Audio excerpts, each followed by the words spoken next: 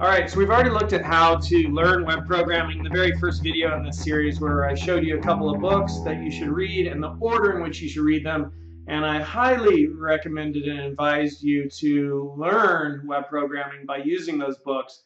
I really feel like it's one of the best ways to learn. However, there are some additional tools which you will find handy. You know, depending upon how you learn, maybe you do learn better from videos. For me, they just don't go fast enough. And I like to be able to look at a page and be like, know that, and turn the page. In a video, you can't do that. I like to be able to dog ear a page and put a star next to it and say, oh yeah, use this, right? And in a video, that's much harder to do. You got to write out your notes. But here are some resources for you. You could go to Google and you could just say basic HTML. And I came to W3 Schools. And here is something where, you know, this is the basic HTML. This is the basic HTML.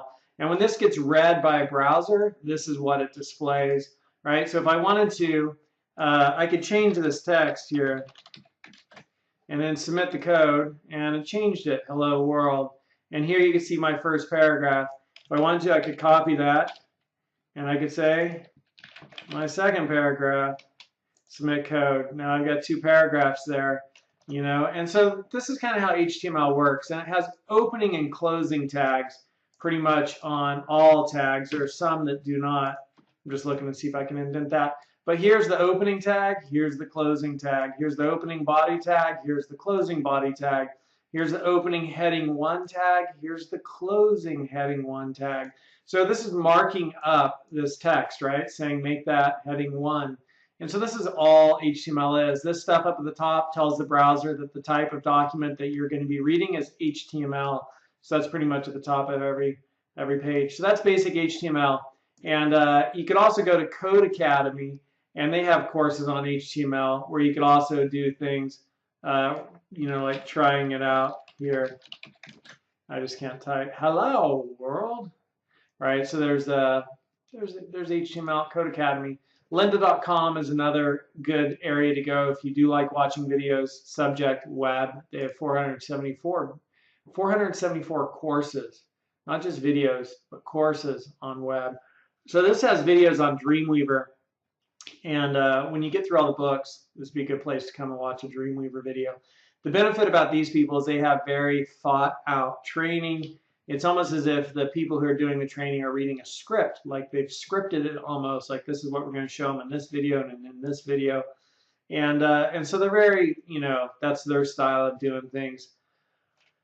Yeah, so here's their Dreamweaver course. You can see all the different videos. And then we have Udemy, where anybody in the world could create a course. And so you could come in here and you could sometimes, well, you could probably find courses on web programming for free.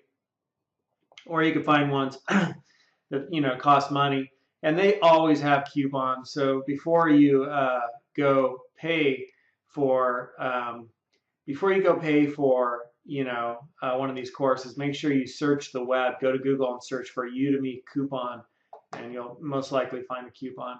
All right, so that's a few more resources for learning about web programming, and also the basic HTML for creating the web page right there.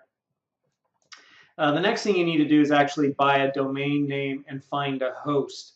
So I've used this company for over a decade. They're really good people. They're not the hugest company in the world, but they're not the smallest. And they have really good customer support. Any time of day when I've called them, I've always talked to really nice people who've been able to help me with my problem. And that goes a long ways. And so if you want to buy a domain name, you could come to Host Tech, or you could go to Network Solutions, or you could go to GoDaddy, right? But I really like these people, and you could search for domains here too.